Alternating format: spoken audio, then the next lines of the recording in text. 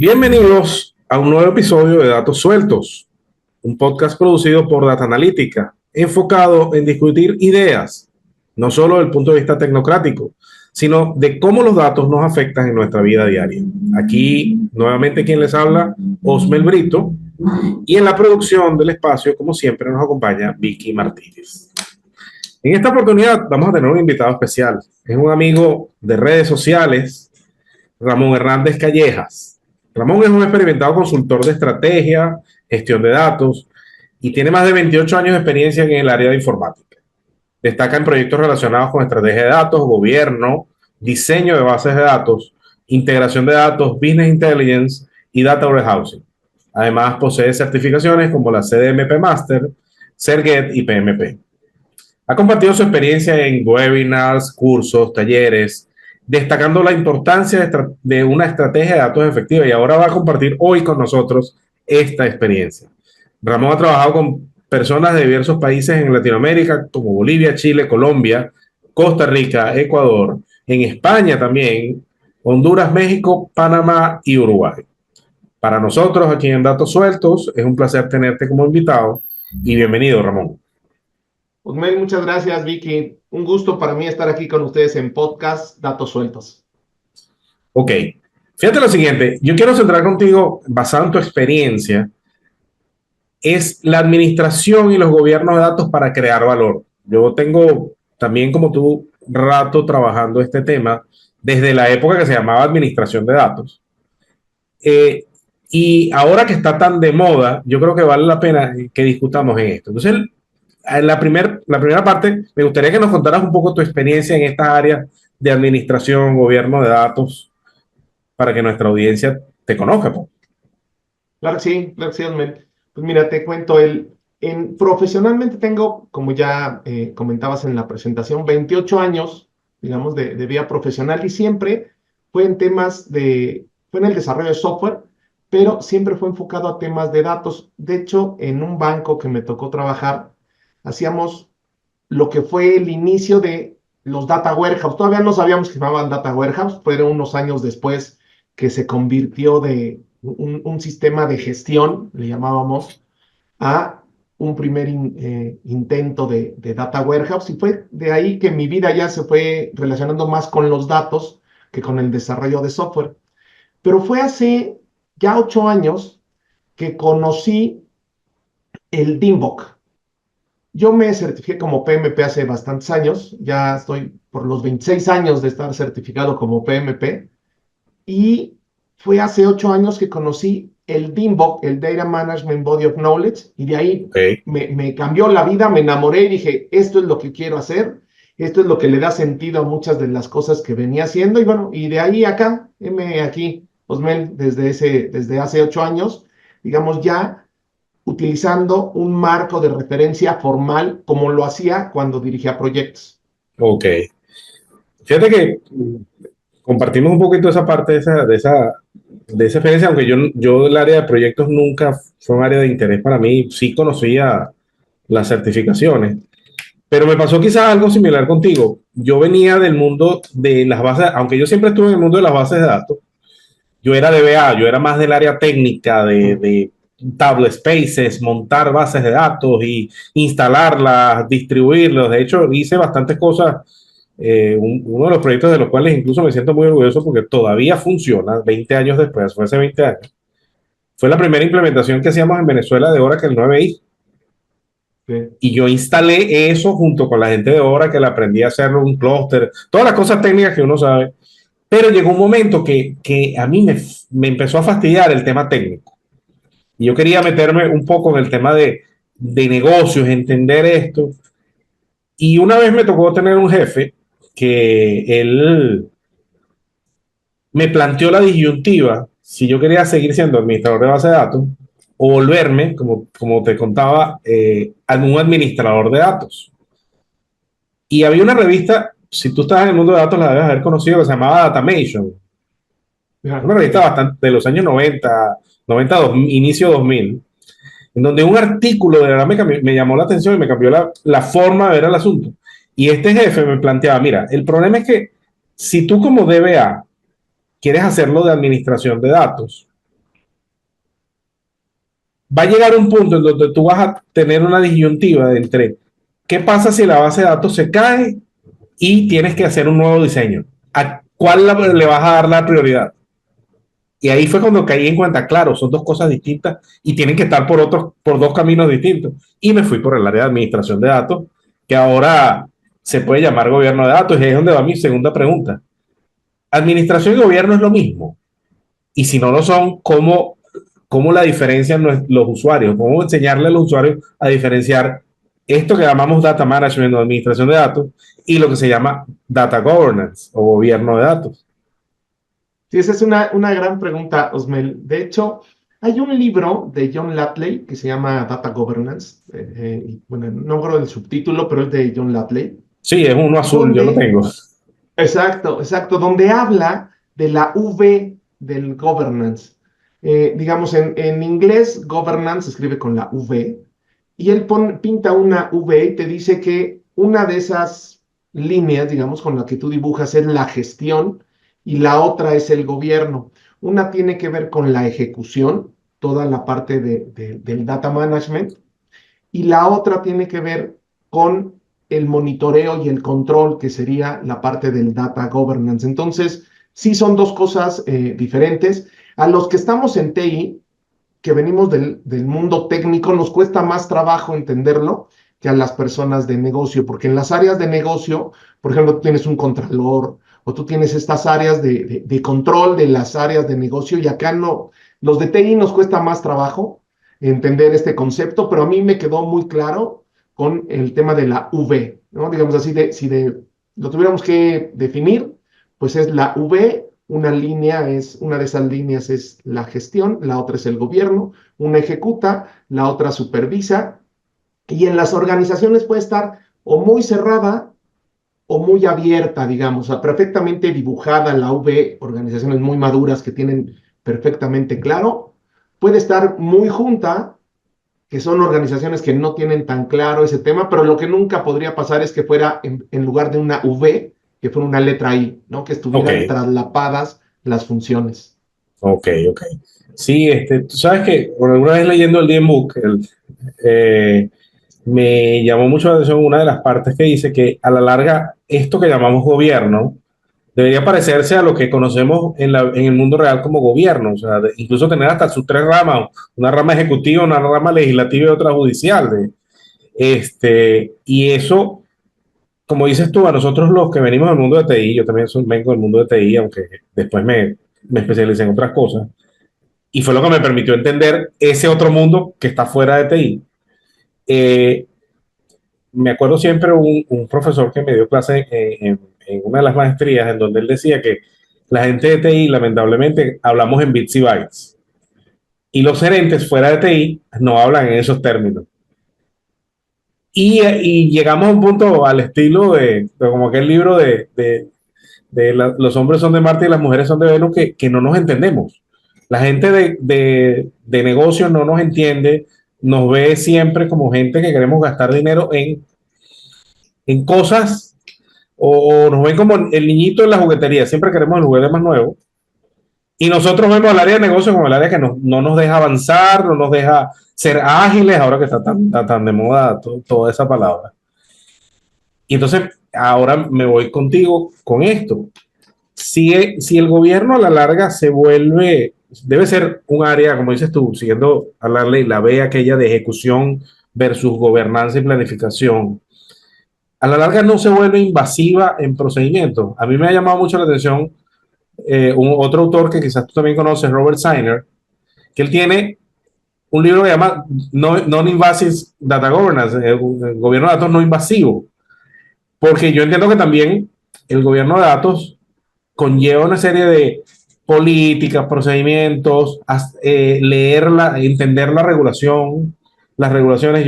El gobierno de datos viene, obviamente, todo este tema viene de los negocios altamente regulados, pero que ya las demás empresas le están viendo utilidad. Pero ¿cómo podemos hacer esto que sea no invasivo? O sea, que la gente de negocios no vea al data governance o todas las tareas que tenga con la data governance como un trabajo más que no me va a traer ningún valor. ¿Cómo hacemos eso? Sí, mira, de ahí, primero cuando hablabas que decías que que dijiste que nos veían como los que siempre se gastaban cosas a la Exacto, lotería. sí, los niñitos en juguetería Recuerdo nueva que queremos el juguete más nuevo. exacto, recuerdo a un dueño de una empresa conversando, se refería a su gerente de TI, decía, este es como el hijo que nunca tuve, dice, me pide todo, o sea, me hace gastar en todo puras cosas. Me hiciste recordar este capítulo ahí de una vez con un dueño de una empresa. Ya regresando a tu pregunta, el enfoque no invasivo de Robert Sainer es muy interesante porque parte del hecho de una premisa de que las organizaciones, todas, ya hacen gobierno de datos.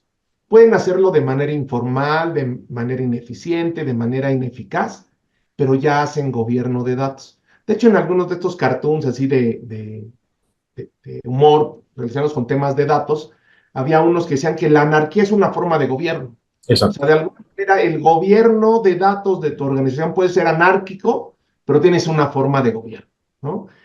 Y dice que la buena noticia es que lo puedes hacer mejor, ¿no? Esa es la premisa de la cual parte Robert Sainer. Entonces es muy interesante, por lo que él te dice es que puedes aprovechar muchas de las cosas que ya tiene tu organización. Por ejemplo, siempre hablamos en el gobierno de crear un comité de gobierno de datos. Te dice que Exacto.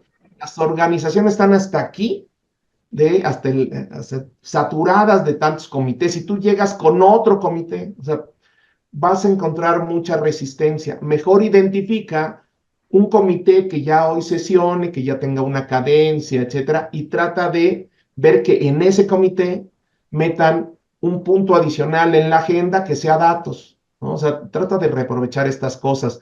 Otro tema de reaprovechar cosas tiene que ver con el hecho de que dice que ya hoy todas las personas tienen algo que hacer con los datos.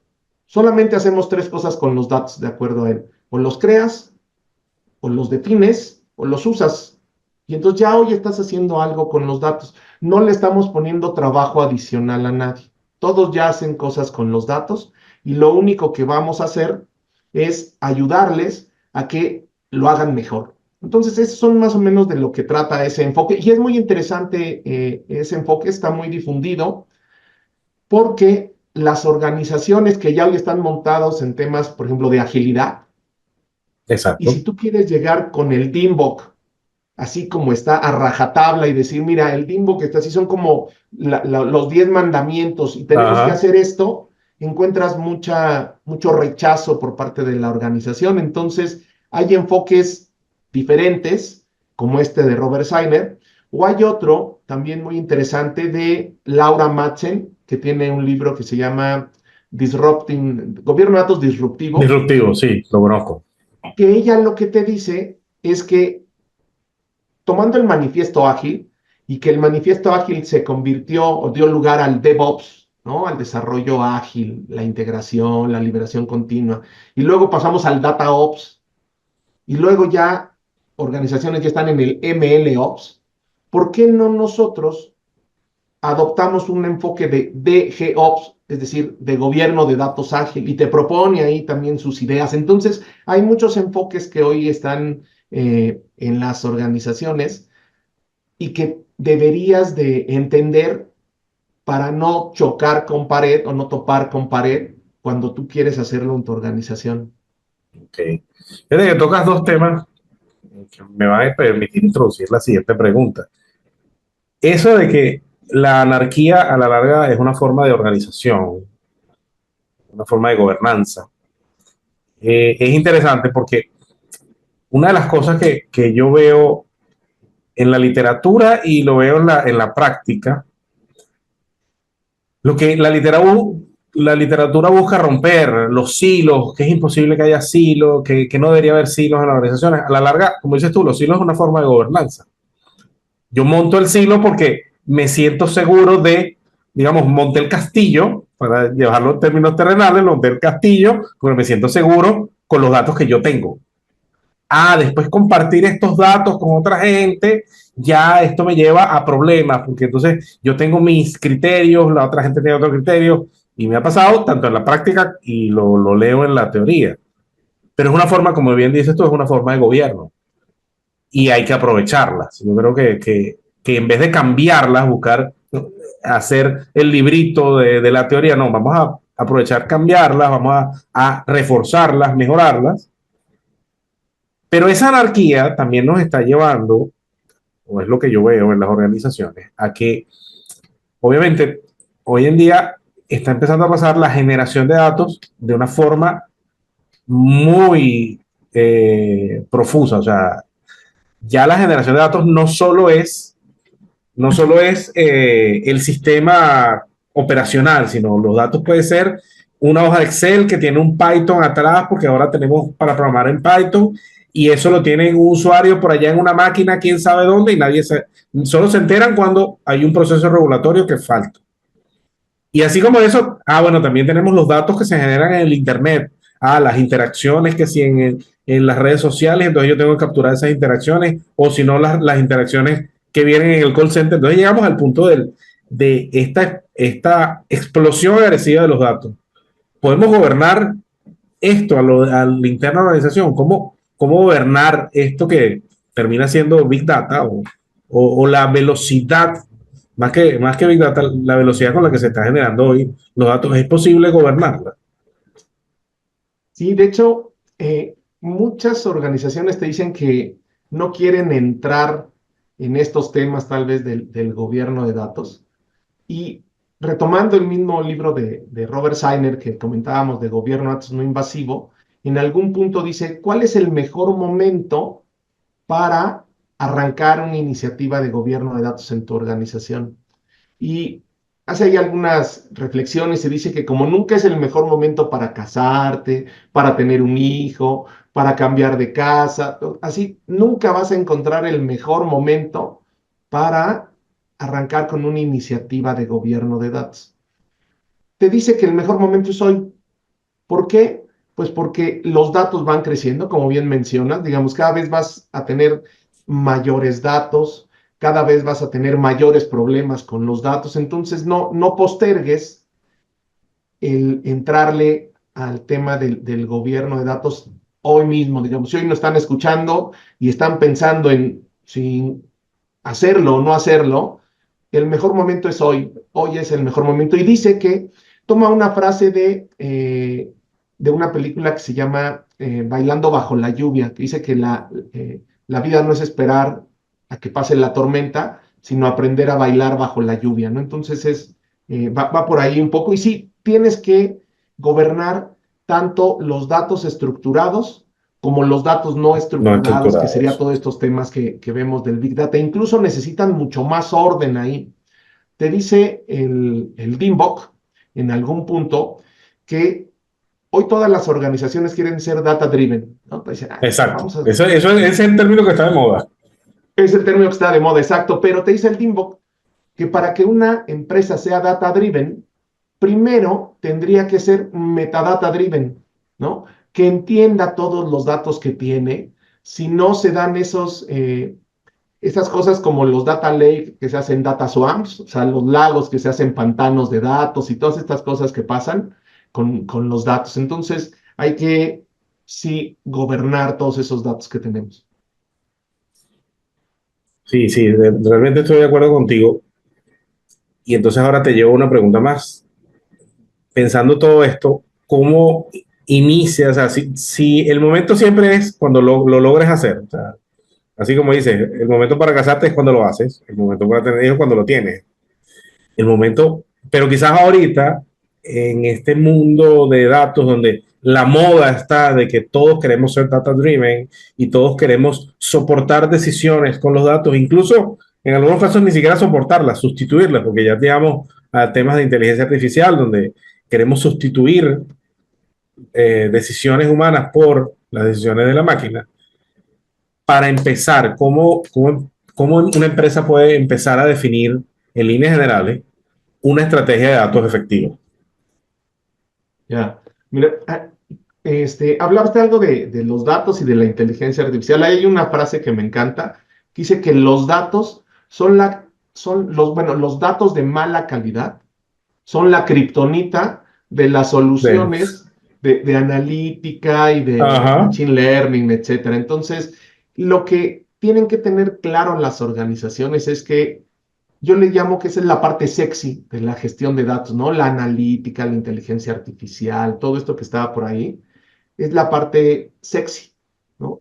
Y muchas veces pasan por alto lo que son los cimientos, ¿no? Trabajar en lo que son los cimientos, los temas de gobierno, de seguridad, de calidad. Entonces, pues deberían de estar trabajando en esa parte en las empresas. Ahora, para tener una estrategia de datos efectiva, digamos, ya después de haber cometido muchos errores, llegué a la idea de que hay 5 pasos que deberían hacer las organizaciones, ¿no? Cuando quieren trabajar en una estrategia.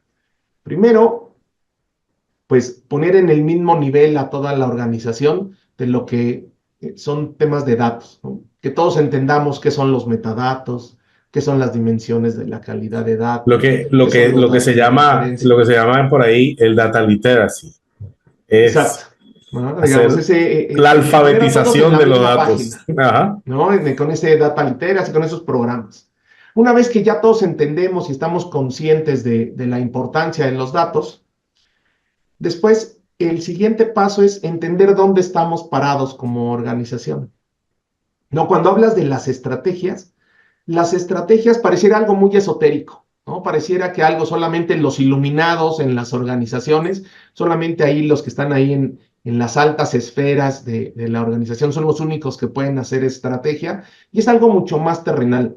Busca básicamente responder 3 cosas, ¿no? Primero, entender dónde estamos. Eso lo haces con un modelo de madurez que te diga cuál es el estado actual que tienes en tu organización. Luego, ¿a dónde es que quieres llegar? ¿Dónde quieres poner a tu organización en el tema de los datos? Y luego, ¿cómo le haces para ir del punto A al punto B que definiste, ¿no? Digamos, así de simple, bueno, así de simple y así de complejo es Claro. el tema de la estrategia de datos, ¿no? Entonces, sería esos pasos que hiciera la organización, ¿no? Aplicar estos temas de data literacy o nivelación de conceptos, entender dónde está, decidir o determinar a dónde quiere ir y ver cómo le va a hacer para llegar de ese punto en el que está al punto al cual se quiere mover. Okay. Y, y el tema del valor, o sea, ¿cómo le vendemos desde el área de datos? Ahora, ¿cómo le hacemos entender? Estoy de acuerdo contigo, el tema de que la organización hay que hacerle una especie de nivelación en todos los temas de datos. Pero también a la alta gerencia tiene que no solo nivelarle la parte técnica, la parte de lo que ellos entienden, el ROI. Si yo voy a invertir en esto, en construir una estrategia de datos, software, consultorías, todo esto, ¿qué valor le está agregando a la empresa? Entonces yo te pregunto, ¿cómo se puede esta estrategia? Ya me diste los pasos más o menos prácticos, pero ¿cómo presentar a los gerentes que esta estrategia de gobierno de datos me va a generar valor? Mira, dentro de lo que tú tienes que hacer en esto que tú quieres construir en la parte de datos, debes de encontrar un método de alguna manera que te permita demostrarle a la organización el valor que tienen los datos, qué es lo que está aportando. Y algo adicional que no te había contado o que omití decir de la estrategia, es que esta estrategia de datos se tiene que hacer alineada a la estrategia de negocio. Digo, suena muy Muy bien. obvio, ¿no? Por eso lo omití, pero tiene que ir alineada a la estrategia de negocio. Y aquí les comparto un escenario, es ficticio, no, este no es de ninguna empresa, pero un escenario extremo para ejemplificar esto que les digo. Pensemos que es un hospital cuyo objetivo de negocio es detectar el cáncer en etapas tempranas a través de todas las imágenes y todos los estudios radiológicos que le hacen a sus pacientes. Entonces, eso es lo que ellos tienen en mente, eso es lo que este hospital está buscando. Y tienes por otro lado al área de datos de este hospital, que en lo que están concentrados es en, con todo lo que conocen, con todos los modelos y con todos los datos que manejan, en ver cómo pueden optimizar el uso del estacionamiento del hospital, ¿no? O sea, es ejemplo extremo, pero créanme que pasa en las organizaciones, o sea, no, Sí. no así de extremo como yo se los planteo, pero No, claramente pero yo he visto ejemplos similares. No te preocupes que yo he visto ejemplos similares. digamos que el área de datos está desalineada estratégicamente con lo que está buscando la organización. Entonces, pues primero sí hay que tratar de encontrar esa alineación para que no pase este escenario extremo y después encontrar un método mediante el cual tú puedas determinar cuál es el valor que están aportando los datos. Porque el problema que se tiene en las organizaciones es que en ocasiones, digamos que otras áreas son las que se cuelgan, digamos, como las medallas de los trabajos y del valor que está aportando datos. No sé, ya el área de marketing ya logró hacer mejores campañas, pero porque el área de datos hizo algunas cosas, hizo un aporte, no sé, les ayudó a hacer una limpieza de datos, les ayudó a implementar un Master Data Management, les ayudó a hacer muchas cosas y entonces quien se come o quien se pone las medallas son otras áreas y nadie ve el trabajo que están haciendo los de datos. Entonces hay que encontrar como algún mecanismo mediante el cual podamos demostrarle a la organización qué es lo que estamos haciendo. El objetivo siempre debe ser que, digamos, las áreas de datos son por definición consumidoras, o sea, son consumidoras de recursos de la organización. Le pedimos el hijo que nunca tuve, que te decía Sí. del CEO, o lo que tú contabas, que siempre pedimos las cosas caras, lo último, etcétera. Bueno, siempre estamos consumiendo recursos de la organización cuando estamos gestionando, cuando estamos planificando cosas, con todas las tareas, digamos, que hacemos de la gestión de datos, somos consumidores de valor. El único momento en el cual aportamos valor es cuando se utilizan los datos para algo que le sirva a la organización. Entonces, lo que tenemos que buscar es que esa fórmula, esa operación de valor menos costo, siempre sea positiva. Exacto. Si la organización percibe que somos más costo y el valor es muy poco, pues nos convertimos en un centro de costos y lo que hacen todas las organizaciones con los centros de costo, pues es disminuirlos, ¿no? Recortar Exactamente. gente, recortar inversión, recortar esto. Entonces tenemos que cambiar eso en las organizaciones que nos vean como un área de ingresos. Entonces ya todos estos costos que tú estés generando ya no te Fíjense, los van a estar cuestionando porque digamos, la ecuación queda positiva, ¿no? Valor menos costo es mayor que cero, entonces ese tendría que ser nuestro objetivo. sí, eso en mi experiencia profesional también me ha tocado, y me ha tocado trabajar de esa manera. O sea, antes de pedir, demostramos. De hecho, tengo un cliente que tengo una muy buena relación con el área analítica. Empezó primero como un área de mercadeo analítico, ya se volvió un área importante de datos y analítica, una vicepresidencia, o sea, hasta con un nivel de C-level. Y la estrategia que yo trabajé como consultor externo, pero lo trabajé en su momento gerente y hoy vicepresidente, ella siempre nos decía, bueno, primero tenemos que demostrar el valor de lo que estamos haciendo para después pedir los recursos. Y esa estrategia nos ha funcionado muchísimo. Le hemos entregado unos modelos analíticos bien interesantes a esta empresa y a partir de ahí, bueno, fíjate lo que te entregamos con poquito. Si nos dan más recursos, podemos hacerte más cosas. Fíjate una cosa, al principio referí que está certificado con la certificación del DMBOK, la CDMP. Para los profesionales jóvenes, yo también tengo varias, me falta hacerla completa. Yo empecé al revés, que bueno, no sé si tú tienes las especializadas, pero yo empecé con las certificaciones primero con las especializadas antes de hacerla general. Esa es una de las que tengo que hacer este año.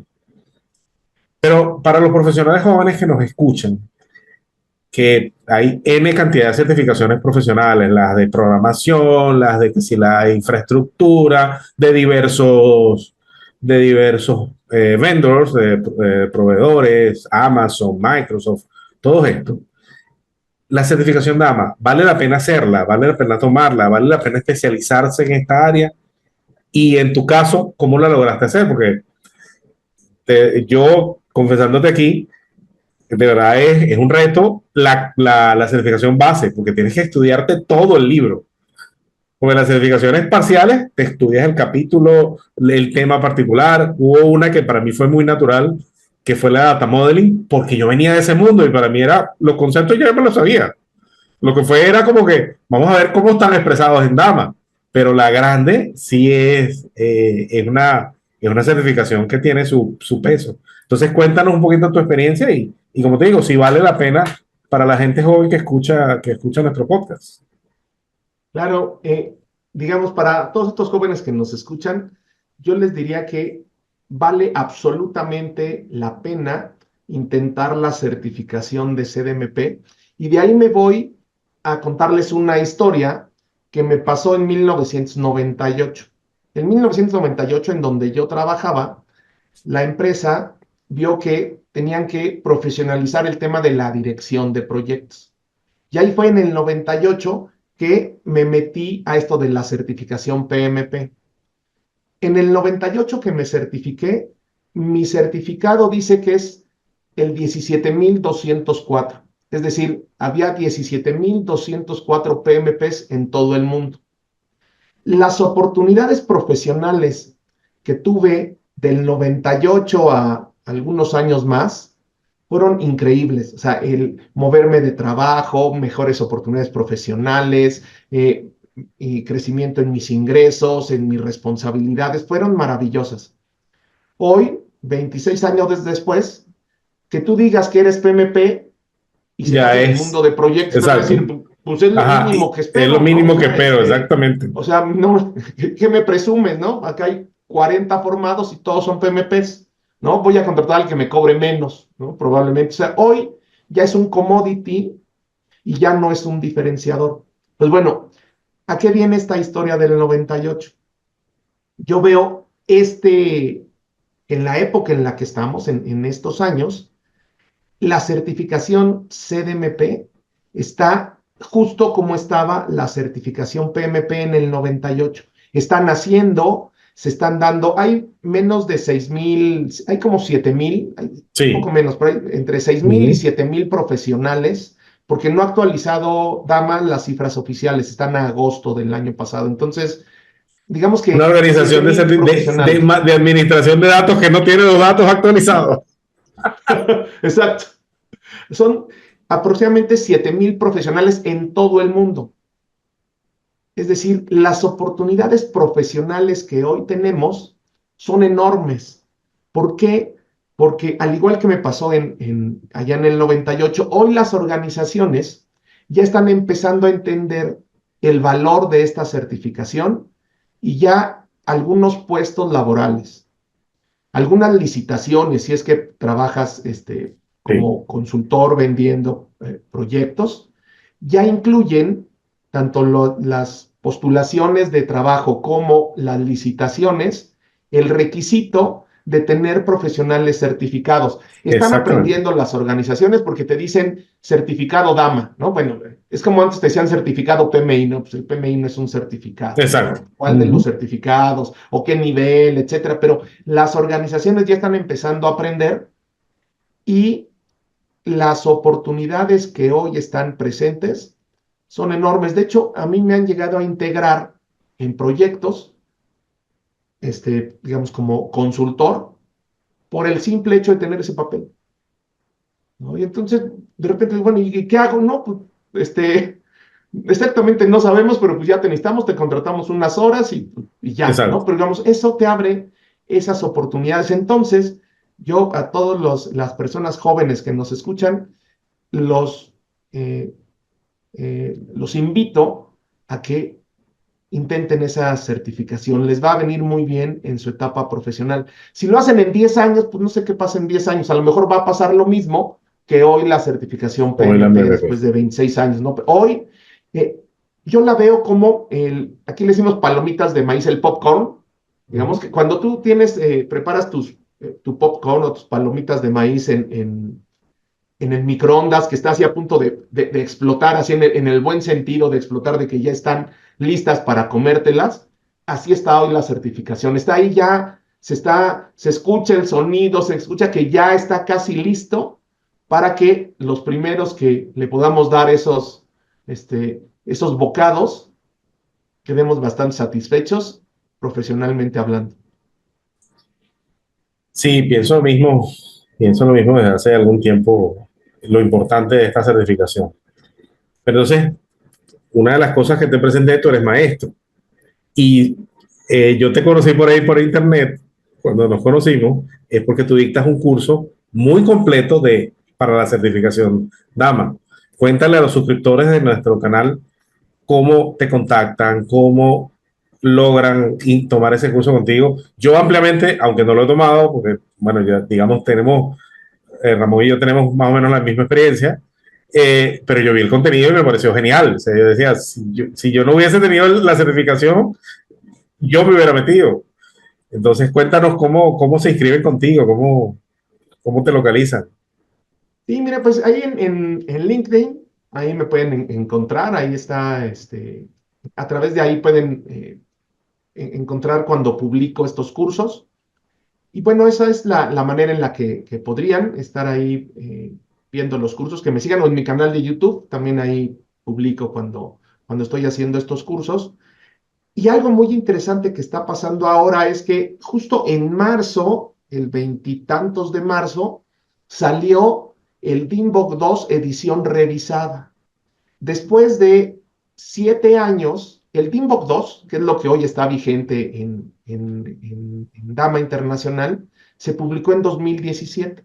Pasaron 7 años y ahora sacaron una edición revisada, supongo un poco para desempolvarlo y corregir algunas cosas. Lo que tiene esta edición revisada es que corrigen algunos errores de dedo, algunos typos y le hacen una mejora importante a, al área de calidad de datos y a todos los diagramas de contexto. Entonces hay Qué cosas bueno. interesantes. De hecho, agregan no un área, una dimensión de calidad adicional a las que ya venía manejando Dama Internacional. Se agrega una adicional. Entonces hay cambios interesantes. ¿Ya que viene todo esto que les estoy contando? Que va a haber cambios en la certificación para certificarse con la versión actual.